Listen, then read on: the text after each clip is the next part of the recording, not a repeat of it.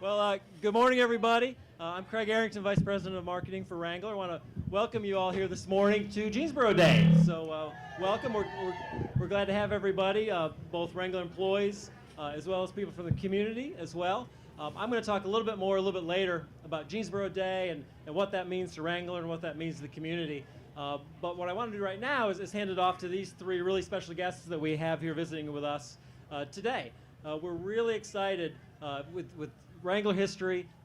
We turn 70 next year, and so it's a pretty fitting time to actually talk about something that happened halfway through that history. About 35 years ago, actually, a partnership was formed with one of the guys right here in Wrangler Jeans and another individual as well, and that really led to a long-lasting relationship, long-lasting partnerships with companies and with families. It's something we're very proud of. And we're really proud today, actually, to have these three guys. Steve Post, to my left, from MRN Racing Radio. He's going to help moderate this conversation this morning. And to my right, a couple guys that don't need a whole lot of introduction, especially around Wrangler land around here. But we're really honored and really proud to have them, Richard Childress and Dale Earnhardt Jr. So really, thank you guys for being here so much. I'll hand it over to Steve and to you guys. And again, thanks again. Yes, Appreciate sir. it. It's great to be here today and celebrate and to be here in Jeansboro, North Carolina. I love it and really cool. You know, one of the things that I find so fascinating and really neat about our sport is the great history of the sport. And that's kind of what we're here to talk about today. The old days of NASCAR, the mid-'80s. We're going to spend some time talking about that yellow and blue Wrangler machine. Everyone remember that car? Yeah, absolutely. We're going to talk a little bit about that and a whole lot more, and just the iconic team that was built out of those Wrangler days. So we'll do that with Dale Earnhardt Jr. and with Richard Childress.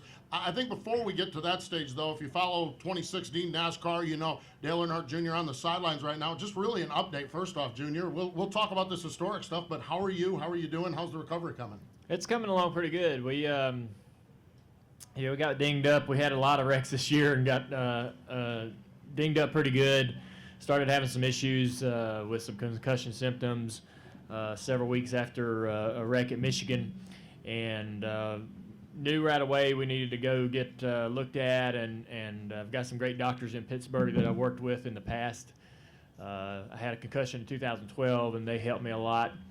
And these are some of the best people in the country working on concussions and head injuries today. So I felt real comfortable about going up there and getting looked at, and they've been working with me, and we've been up there several times for several evaluations and seen a lot of progress in the treatment that they gave me. And it's been a really interesting experience, but starting to feel real good, starting to be able to get out and do things and enjoy myself. And I miss being in the car, but we have every expectations of being in the race car come February for the Daytona 500, and looking forward to that. As we are too. Glad to hear the recovery is coming along really well. What we're here to talk about, and Richard, I just kind of really want to go back to the beginning when we think about Dale's dad, Dale Sr., and we think about Richard Childress Racing. We think about that famous number 3 car. We see a lot of images in our minds about the yellow and blue Wrangler paint scheme. Where did this start? How did this whole Wrangler, Richard Childress, Dale Earnhardt thing start? Steve, it goes back to 1981. It's a lot of history, and someday I'm going to write that book. I'm going to write that book I keep saying I'm going to do. But when Osterlund was bought out by J.D. Stacy, Dale didn't want to be sold, basically what it melted down to. And we were friends, and never will forget, we're in Anniston, Alabama at Talladega, and he and I talked earlier that day. We put our deal together, and there was someone there at night. It was 4 of us, and as of right now, I can remember 3 of them. I can't remember the other one. Phil Homer from Goodyear, and Joe Whitlock was there with Dale, and I can't remember the guy's name with Wrangler. I'll think of it.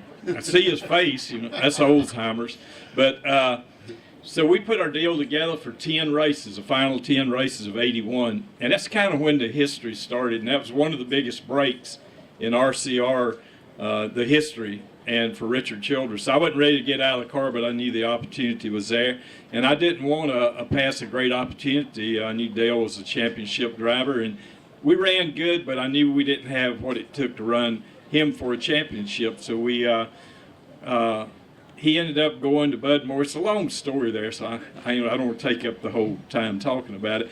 But he came back in '84, and Ricky Rudd was driving for me. Ricky went and drove for Wrangler, and we had Dale driving for us in Wrangler for till '86 when VF bought them, and Wrangler stayed on with us as an associate for '87 and '88.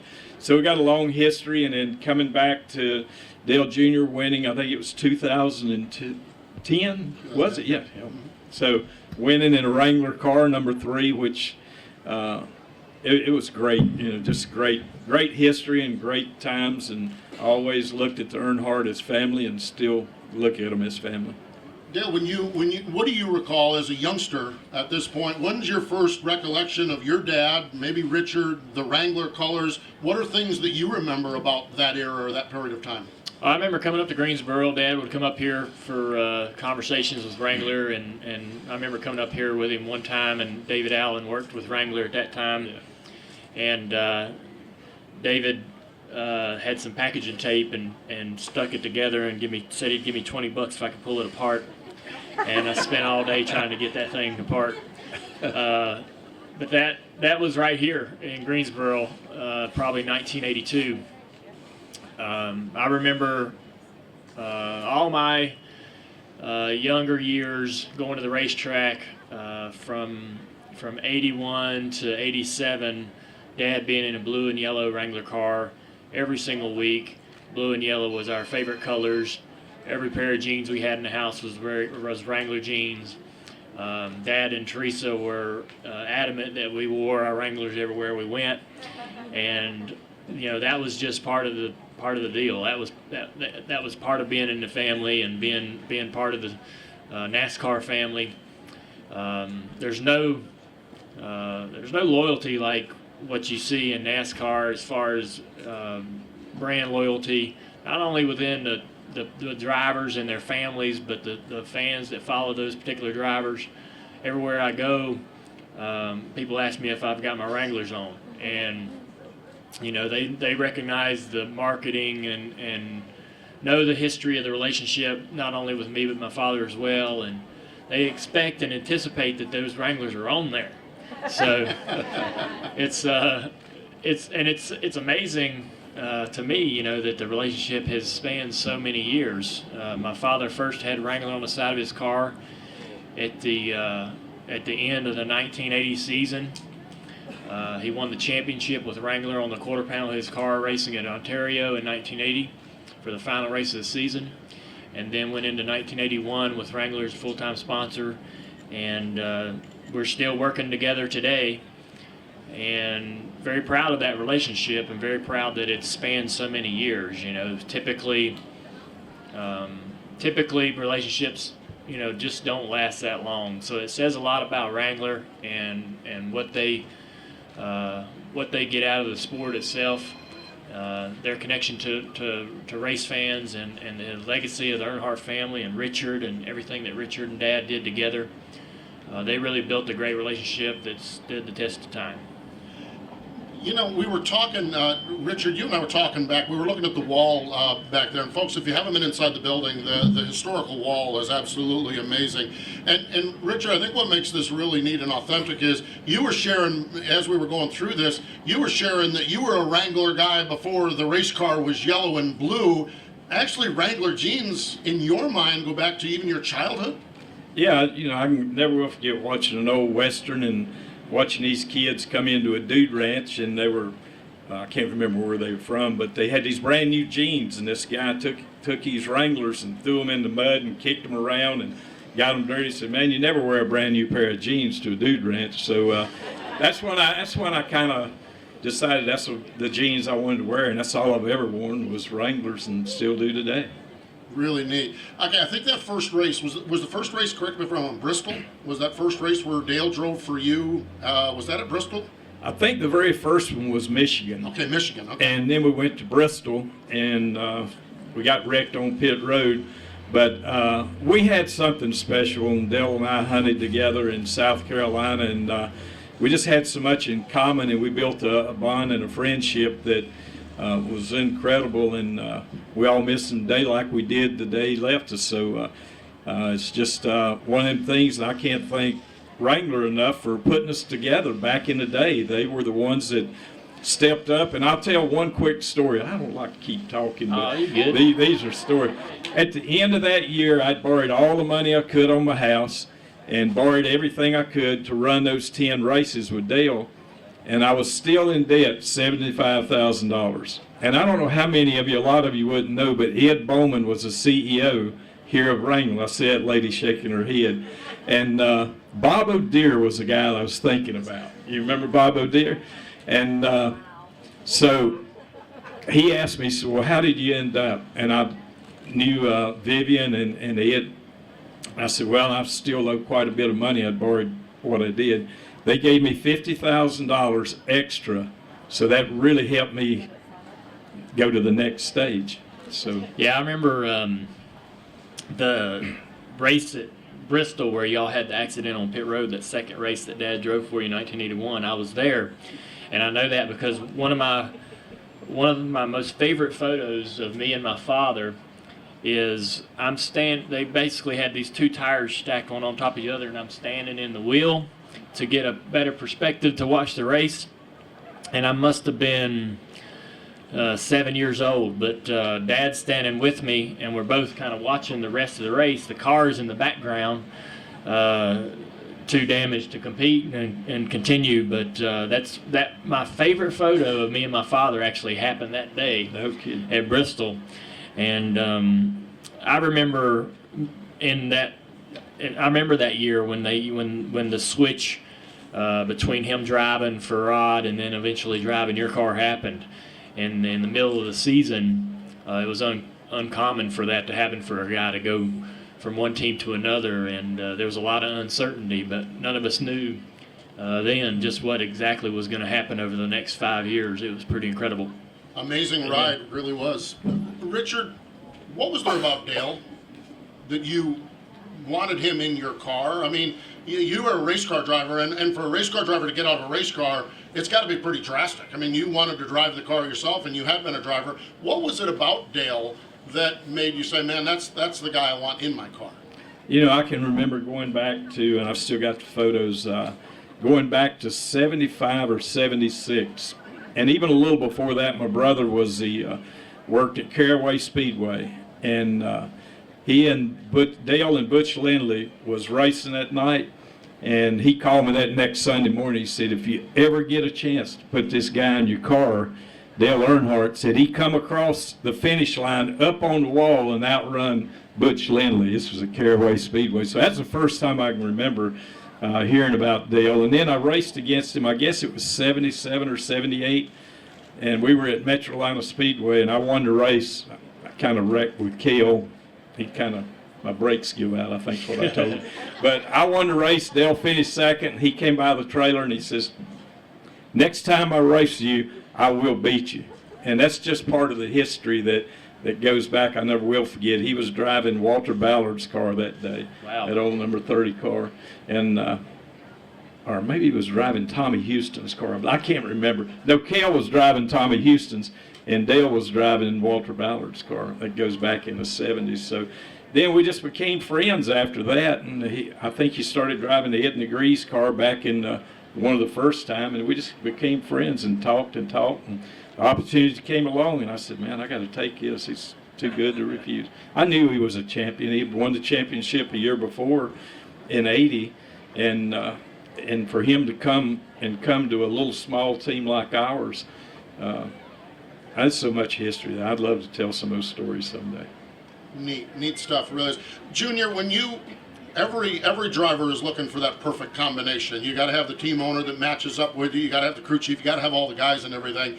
When you look at the relationship your dad had with Richard, how do you describe that? That seemingly the perfect combination that a driver and owner needed to share to have success. Yeah, they became better friends, I think, than anything else. They just happened to race together it started out as a obviously a business relationship, but before too long, they were spending more time together, as much time away from the racetrack as they were at the racetrack. I mean, any opportunity they had during the off season to go hunting together, they went and spent a lot of time. Typically, when you get done with the race season, you want to disconnect from that and even and kind of go do your own thing. But they enjoyed each other so much, and Richard can talk about that. But they spent a lot of time together talking about things other than racing, family and all kinds of things. Each one of them had a vision for their futures, and they would definitely share a lot of advice and lean on each other. And it was a pretty unique relationship. There's I don't know of one that is similar between owner and driver in the sport, where they looked at each other as equals. So that was Richard really. He was the owner, but he also leaned on Dad for advice on direction to take the team or what they needed to be doing. And when Dad started his own team, he certainly leaned on Richard and the advice that he had. It was a friendship like no other that I've seen in the sport. I mean, Richard, how would you assess that friendship as well and that relationship? How do you describe what you and Dale had during that era? Well, we had a lot of things that we had in common. We lost our dads early in life. We were both had the same type of education, and it was just a special thing that we were so much alike. But Dale Jr. mentioned earlier about loyalty. I'll have to tell one quick story about Dale. 1985, we must have blew up like 10 or 11 engines. We blew up and blew up. Dale would always come spend the night at the house before we headed out up on Northwind Drive, and come back that evening. I'll never will forget sitting on the wall. I said, Dale, you need to go drive somewhere else. I said, I'm not giving you the equipment you need. I said, you got to go. You're too good to be driving here. I never will forget. He looked at me. He said, I started with you. I'm going to finish with you. And we went on the next year and won. We won 11 races in '86 and won the championship. That's what loyalty and was all about. And he had opportunities to go drive for a lot of other car owners, but he was a man of his word, and that's one thing that I really never will forget. The reaction of the Wrangler car, when you think about that yellow and blue, and you guys wearing Wrangler jeans, and the fans and the reaction. What was the reaction to that, Richard? That it became obviously winning cars become popular anyhow, but just the fan reaction and have this iconic brand on the car. What was the reaction to that? Well, I think it was as much having Wrangler and Dale together. Dale, I'll never forget, one tough customer. Everyone here remembers that slogan going back, and he fit the image of Wrangler so well back in the day. It was just incredible. It was a match made for each other. It couldn't have been a better sponsor for us, and so I think that was one of the great things about it back in the day. When you look at it, we have a board here. We talk about the one tough customer. And the ad campaign that surrounded all, and looking at this particular one, Dale Jr., you participated in some of that as well back in the day, and just want to, how about that? Isn't that's pretty cool, Junior? What's your recollection of, I mean, kids your age didn't get involved with this sort of thing. What was that like? Yeah, we shot that at the end of the driveway at the house. It was pretty much, there was a pickup truck. It was Dad's pickup truck, and we sat on the tailgate and shot it right on the street we lived on. And we shot another. They ran those in the back of the magazines for Circle Track and different publications in that era. We had one where it was me and Dad walking away from camera with our dog, our Irish Setter Rocket, and that was also one of my favorites. And we shot all that on the same day, and it was awesome to be included. We were obviously really young and probably didn't understand exactly everything that was going on, but we felt that at that time that the Wrangler relationship and partnership was starting to give Dad some stability. Even though he had won the championship in 1980, he was taking some pretty big risks professionally, and I think he was forced into that situation with the sale of the team. But the Wrangler relationship that he had added a ton of stability, and obviously once him and Richard got things going, that just kind of brought it all together full circle. But I remember doing that photo shoot that particular day, and there's some things that stand out, some memories you never forget. And but it was it felt like things were finally calming down, because I think 1981 was a challenging year personally for Dad, and then even when we went to drive for Bud for a couple of years, they had a lot of problems with motors. He had more problems with motors with Bud than you. He complained about that all the time, but that was a difficult relationship and situation as well, even though they did have some success. So he was happy to be back with Richard, knew Richard's commitment, and it was a good time. I know Dad was very determined. He probably wasn't enjoying the successes as much as he was concerned about just winning another championship and getting back to. He was so focused. I don't know that he felt like things were going to work out as well as they did, but that determination and focus and grit got him and Richard both championships in '86 and '87, and more success after that.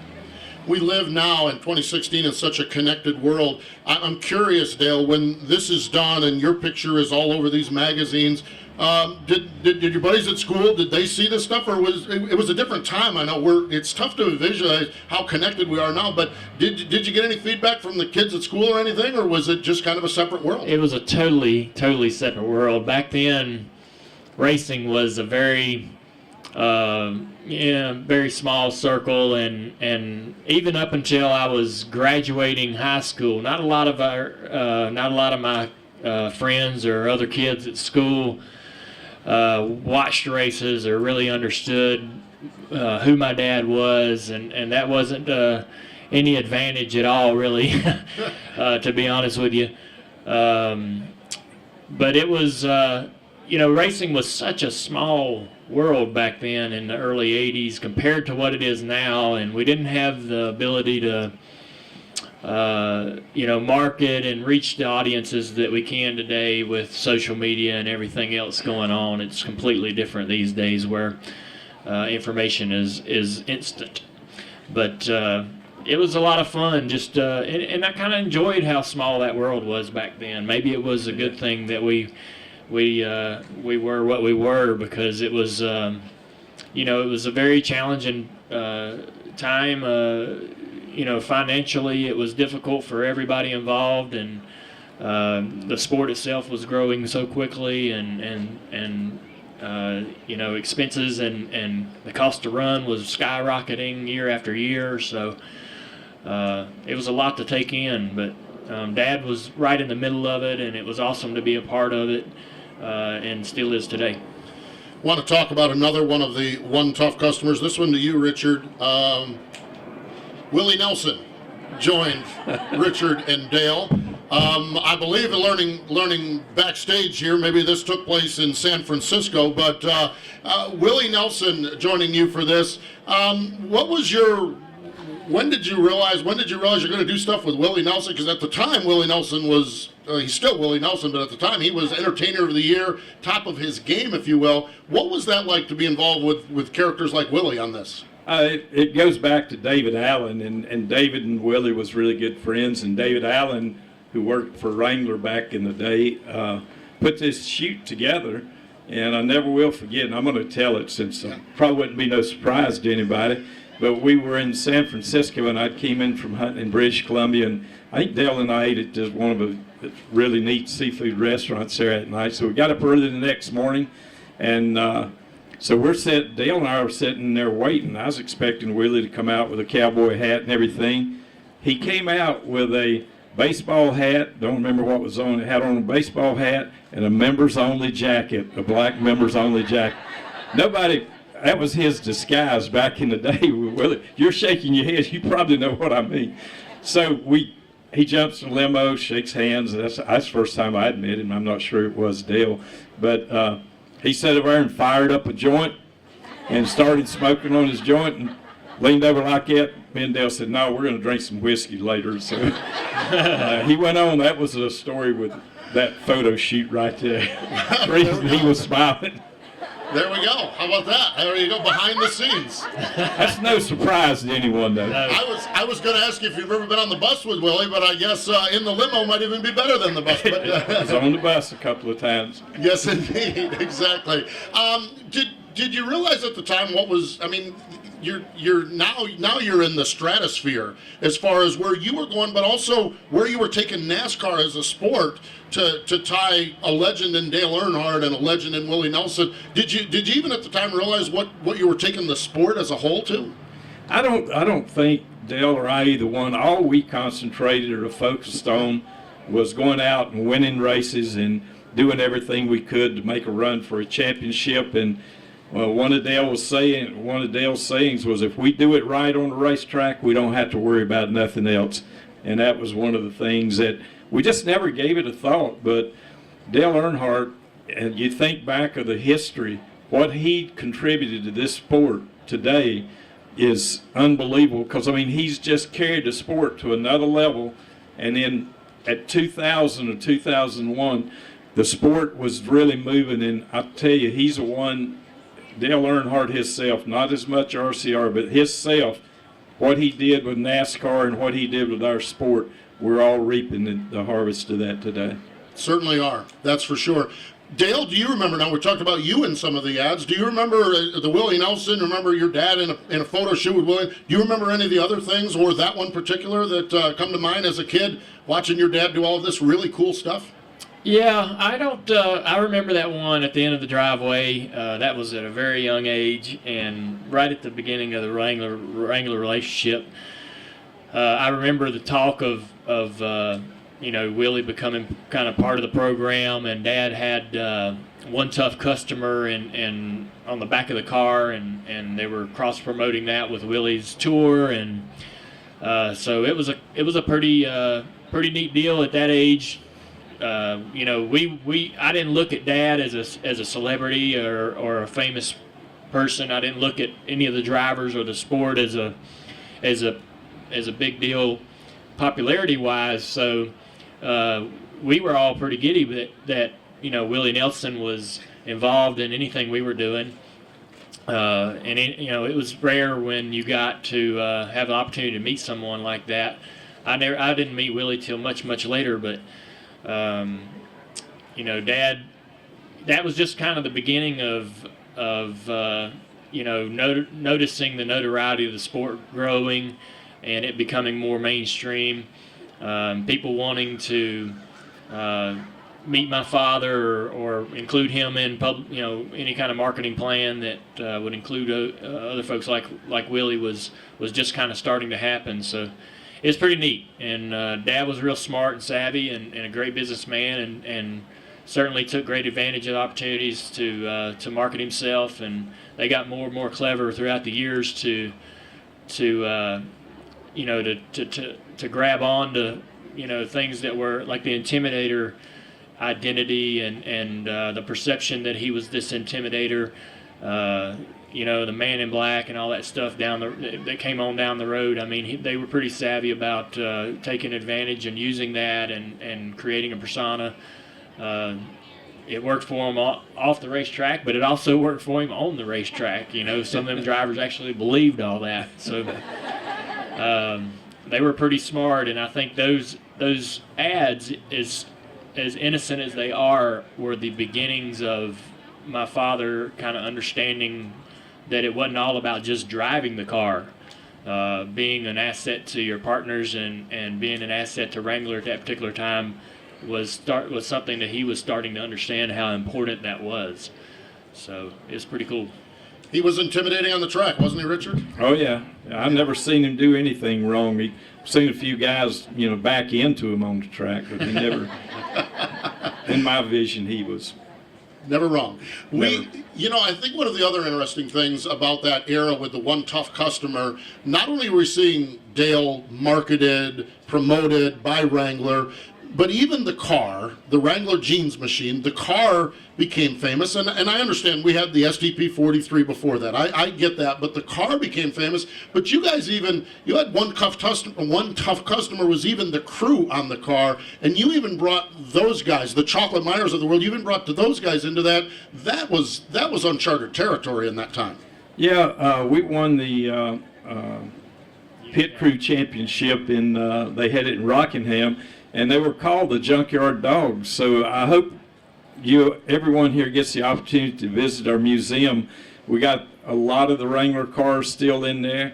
And we got a photo, one of my favorite photos is all the guys, we took it at the railroad track with all these guys sitting out there with chains around the neck. It was Will Lynn and Cecil Gordon and Danny Lawrence and all these guys. And they had that same kind of an image when it come to pitting the car. They were the Junkyard Dogs. So you were able to capitalize and put them on ads and places like that. So just amazing, because that was something that we weren't even talking about, crew members at that time.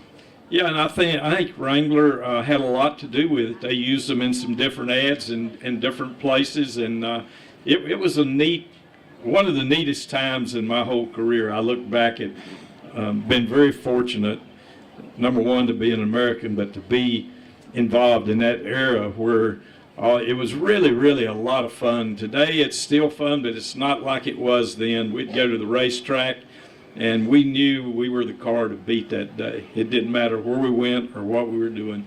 We knew we were the car to beat, and it was really a neat ride. As a racer, there's no better feeling than know that everyone has got their stopwatch on you during those practice runs and watching that 3-car roll around the racetrack.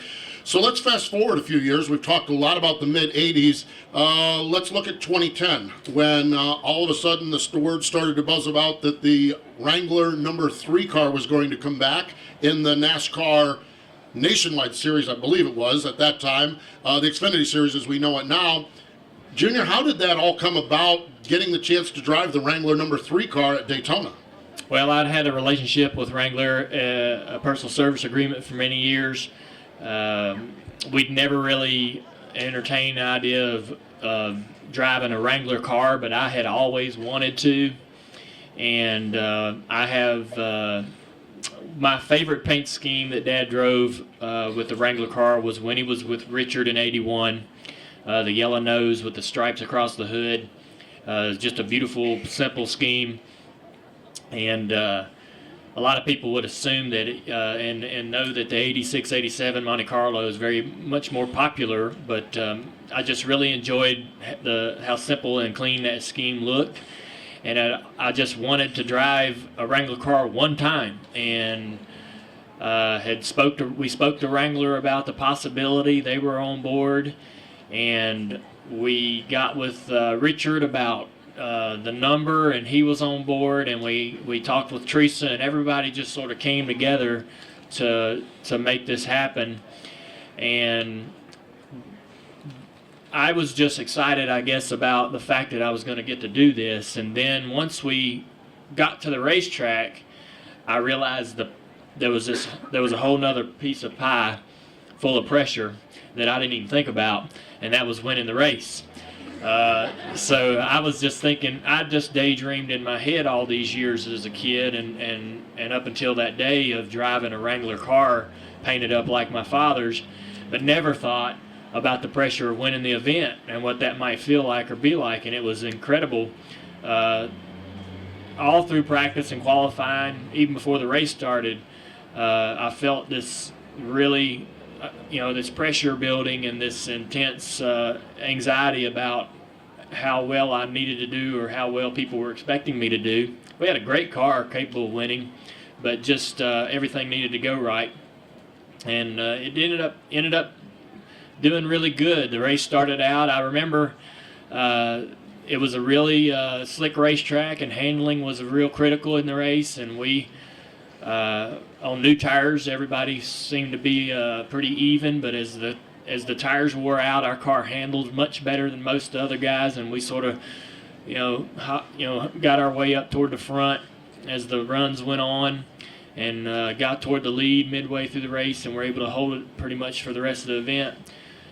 We had, I thought I was a sitting duck on the last lap, leading down the back straightaway. But the two guys behind me couldn't decide to work together, and they weren't going to pass me by themselves. They had to do it as a team, and they couldn't decide to work together. And they ended up arguing with each other down the back straightaway about who was going to run second, and that was the win right there. That gave me the win, and I couldn't believe it. We pulled into victory lane, and Richard was there. Everybody was so thrilled to have that as the end result. I couldn't have, it couldn't have been a better, it was a great thank you to Wrangler for me, for everything they've done for not just me, but my family, to take their car and win the race with it, to bring so much recognition to the relationship and the history of the relationship. But it was just as much as I wanted to run the car as a childhood dream, it was really a nod to the history of the relationship, and just a big thank you to Wrangler for everything they've done. And that's a milestone or an accomplishment in my career that I'll never forget. I actually went back and watched the end of that race last night on YouTube, and it was Joey Logano and Ricky Stenhouse Jr. that couldn't get paired up. And it's an amazing moment in the history of the sports, folks. I would suggest if you're YouTube savvy, go back and just look it up, because it was an amazing moment. Richard, I want to get your take on the build up to this, because we were in an era at that time where every reporter with a microphone would ask the question, "Is the number 3 coming back to you?" I mean, you were bombarded by that question. It was a fair question, but you had a fair answer, of course, since the passing of Dale Earnhardt back in 2001. But the whole process of allowing the 3 with Wrangler, with Dale Jr., what was your initial reaction and your level of enthusiasm as it got closer and closer to becoming a reality? Well, we didn't run it for, 10, 12, however many years it was from there. And, I never had any intentions. Dale Jr. and I talked at one time about possibly coming back. I don't even know if we even talked about running a 3 or not. No. But we talked about hooking up, and he definitely 100% made the right decision where he ended up going. People still ask today, about, you're going to put Dale in the car. I said, no, he made the right decision. And I knew I wanted to keep it in family. And then when Austin, I've got pictures of him running his Bandolera cars and his go-karts when he was just 5, 6, 7 years old. He always had the 3. And when it came time for him to move up into the truck series, I thought, he wanted to run it. And I said, man, that's Dale's number. And I said, we can't do that. It just time isn't right. So he kept talking to me. So how can you say no to your grandson? And as long as it was family, I felt it was okay. And I'd say 99% of the fans reached out and accepted seeing him get into 3. And he went on to win a couple of championships in the 3, and still driving it today. He wants to do better than what he's doing, like all of us. But I think he'll get his wins in the future. He's doing all right. He's still alive in the chase this year for the Sprint Cup, and doing well going to Talladega this weekend. Richard, that night, going back to 2010, we have different visuals, and I know your spot is on the Sprint Vision truck. I know that's where you like to hang out and watch the race. You listen to the radio. But seeing that number 3 on top of the scoring pylon at Daytona, whether it's in practice or throughout the day, what was that like, seeing that 3 and that 3 car roll around Daytona International Speedway? I go back to the healing moments after we lost Dale. I think for us seeing Kevin win Atlanta on the 3rd race, but one of the big moves was when Junior won the 400 that year. That was the year he won the 400, and then coming back in 2002 and winning the back today it was a Busch race but the Xfinity race. Those are healing moments for all of us, and to see Junior do the things that he's done has been so good for the sport and the fan, and we'll never forget Dale. But these are healing moments for me personally, was watching him win that race. I never will forget in Daytona in the 8 Budweiser car, and then to see him come back in 2010 and just see that car. It was a junior motorsports car, and it was put together, and to have the 3 on it and the Wrangler paint scheme, it was one of the special moments for me personally in the sport. Richard, my final question for you. We're going to jump forward to today, this week, and you kind of alluded to it. Austin, where he's at, he is still alive and well in the round of 12 for the chase. Has a little bit of racing to do this week at Talladega, has a little bit of ground to make up, but as we all know, Talladega is a place where that ground can be made up. I can't imagine the pride, the balancing the team owner, Richard Childress, and the pride grandfather, Richard Childress, as you see your young grandson compete for the championship in the highest level, and 6th place finish at Kansas. They're slugging it out. You just assess where the guys are at going into Talladega. You know, we were hoping we would have came out of Charlotte with we lost, you know, he was in the top 10 most all day, and then we got in that crash with Martin. And was hoping to come out there with a 15, 20-point cushion, and didn't happen. So now we're going to go there and race. And like Junior and all of us know, at Daytona, at Talladega, anything can happen. So he don't like to sit back there and ride. He's going to go out there and race, and that's just the way he is. Occasionally he'll get shuffled back and he'll take it easy, but he's going to go out there and race. He will race hard. He'll be tough this week. Yeah. He really will. And a win takes care of all of it. It really does. And it's going to be fun. Junior, I'm going to bring it back to Wrangler, to Jeansboro, North Carolina here. When we look at it, we talk so much about your dad's ad campaigns with Wrangler, but as time has evolved, you've probably done more campaigns, more different ads. When you look at the modern era and some of the things that you've been able to do, how important is that relationship to you? Listening to you talk, listening to Richard talk, it's like the Wrangler family and being part of that, and whether it's stuff you've done, Brett Favre, of course, being one of the longtime spokesmen as well. What does it mean to you to be able to continue that long-time relationship that continues right on through this day with Wrangler?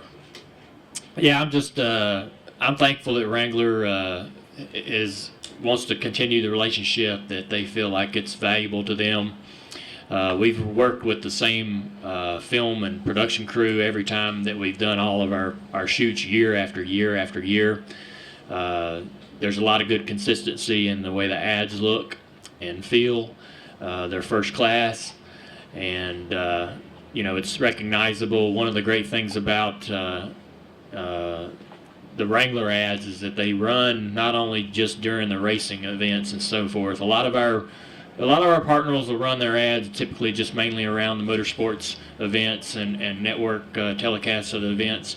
But you'll see Wrangler ads pop up in a sports center break or during a sitcom that you're watching, and it's pretty neat to know that they're pushing the relationship in front of folks that maybe not know who Dale Earnhardt Jr. is, or may not know what racing's all about. So the great thing about that is that we get in front of eyeballs and people that don't know much about us, and that may turn them into race fans eventually one day, or they may hear that name a few more times and get curious and go looking into what we're doing. And that's one of the things that Wrangler's done that not a lot of our partners are willing to do. And so it's been an amazing relationship for me, and it's the genuineness and the history of it makes it feel very comfortable and very easy to be a part of.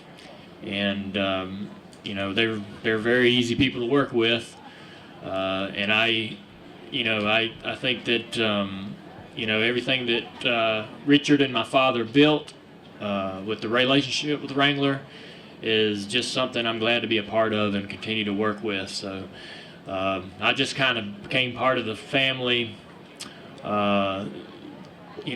just because of the relationship that they created. So I'm thankful for that, and certainly look forward to the future.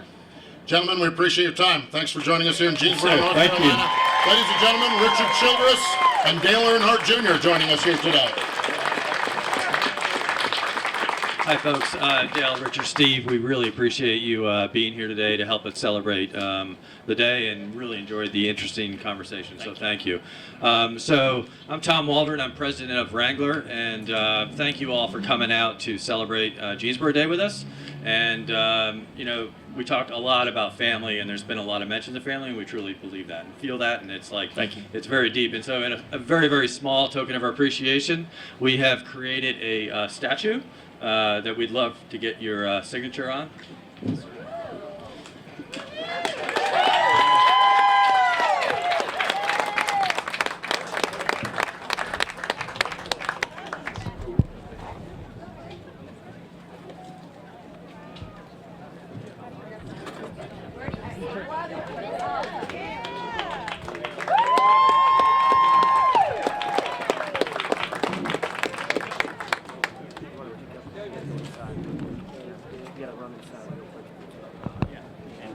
Yeah, we're gonna try to get a quick interview.